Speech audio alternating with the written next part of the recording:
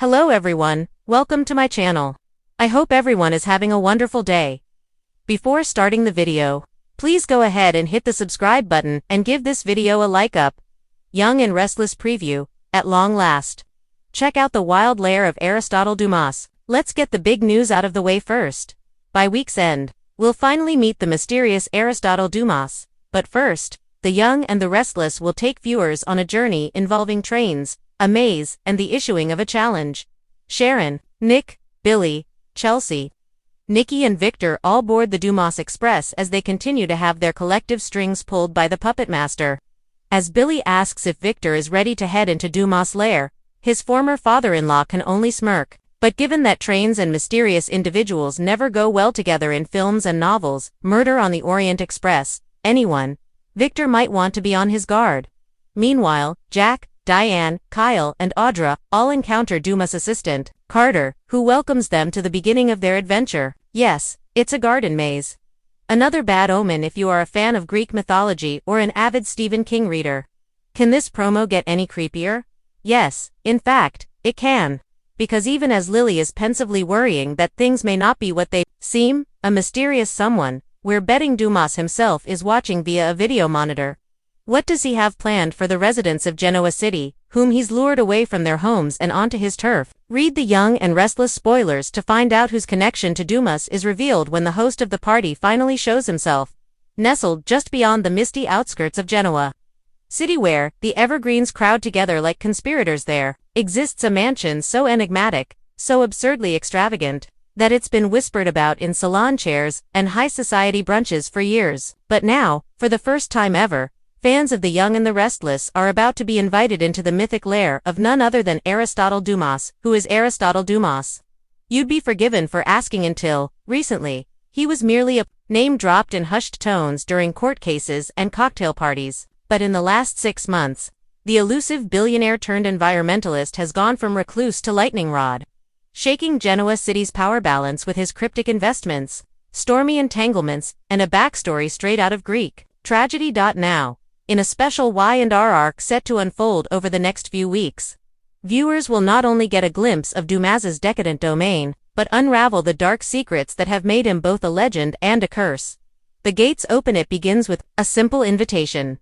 Nikki Newman receives a silver-etched card during an early morning meeting at Society. The note reads, "You are cordially invited to the estate of Aristotle Dumas. One night only. Trust will be rewarded. Fear will be punished." Victor, of course, immediately warns her against going. That man's no host, he growls. He's a hurricane in a velvet suit.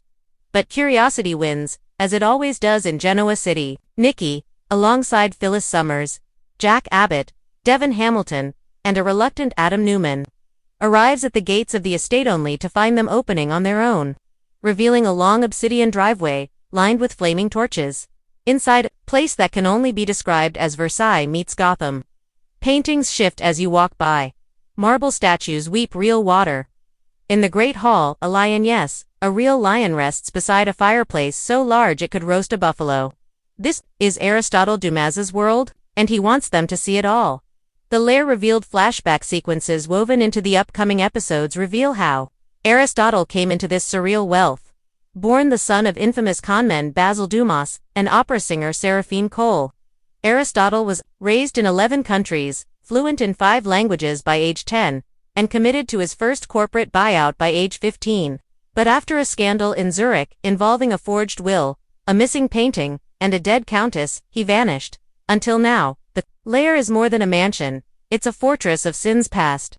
Every room is named after a cardinal virtue and, ironically, hosts a sin. The Room of Temperance houses a wine collection valued at $30 million.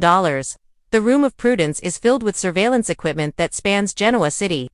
There's even a room where former lover's jewelry, Phyllis's missing emerald choker, Victoria's vanished engagement, ringlet under glass. But the heart of the lair is its underground wing known internally as the Symposium, a neo-noir gathering place where Dumas hosts salons, wagers futures on philosophical games, and pits allies against each other in verbal duels.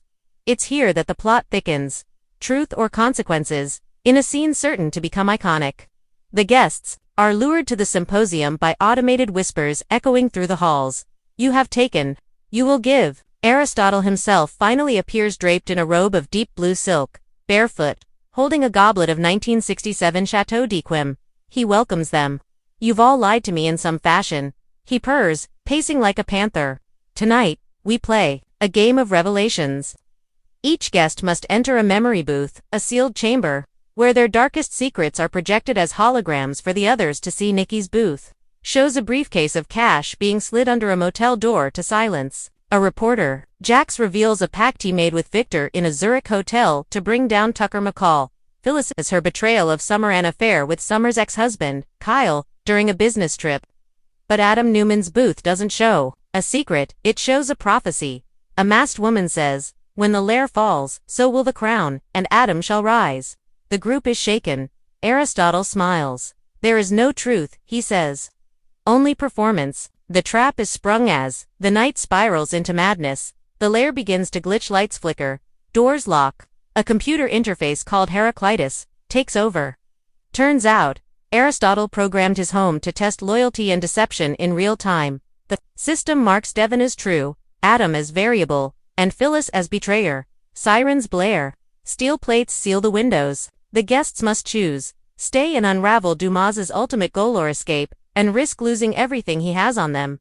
Victor arrives via helicopter, crashing into the topiary maze. Abby, Mariah, and Sharon, each with their own ties to the past of Dumas, rush to help, but they're intercepted by a mysterious woman named Persephone, Aristotle's supposed dead wife. She's not dead, she's not even missing. She's running the entire show. The Phoenix Pact-in, the lair's final confrontation, filmed in a style director Carter St. John describes as Kubrick meets Coppola. Aristotle and Persephone gather the survivors and offer them a choice: join the Phoenix Pact, a secret order aiming to rebuild Genoa City from within, or have their darkest truths leaked to the world. Devon refuses and storms out. Phyllis joins. Jack hesitates, but when he learns Diane Jenkins once spied for Dumas, he signs the pact. Nikki burns her invitation and walks away with Victor. Adam stays, perhaps for redemption, perhaps for power. In the final seconds of the episode, Aristotle closes the lair's gates and mutters, "The city will crumble, and from its ashes, my kingdom shall rise." Cue dramatic music. Fade to black. Behind the scenes scoop. Executive producer Mal Young says fans should buckle up. The lair isn't just a location, it's a metaphor. For secrets, for seduction, for the price of rebirth. Costume designer Felicia Young reveals that every guest's outfit during the lair scenes was color-coded to their guilt. Red, for betrayal; blue for manipulation; white for sacrifice. Rumor has it the set cost upwards of $2.5 million to build and includes functional elevators, rotating bookcases, and a koi pond with actual koi, hand-fed by Eric Brett and Victor himself. And Aristotle Dumas, portrayed by Emmy-winning guest star Julian Cara, who described the role as a velvet knife in the back of daytime television. What's next for the lair arc? Upcoming spoilers hint that Sharon will uncover a hidden chamber with Dumas's childhood diaries revealing ties to her late husband, Dylan. Ashley Abbott may have funded Dumas's mansion through an offshore shell company linked to Jabot. A wedding or a sacrifice is set to take place in the Chamber of Echoes, but who's, and most importantly, who survives the fire hinted at in next month's explosive episode teaser. Fan reactions already pouring in. "I haven't been this excited since Sheila came back from the dead." At GC Queen for life, double quotes Dumas is the best villain since Ian Ward. He's chaos in Armani. At Abbott's United, please, give me a Phyllis Dumas Persephone triangle. I will sell my car to make it happen. At Soap Savage, final thoughts. The wild lair lives up to the hype at long last. Fans get a peek into the lair and it is everything we hoped for and more. Surreal, gothic, psychological, and dripping with decadent drama. The lair isn't just a place. It's the new heartbeat of the young and the restless. Aristotle Dumas has emerged not just as a character but a force. The previews say, "Trust no one, believe nothing. Enter the lair, if you dare."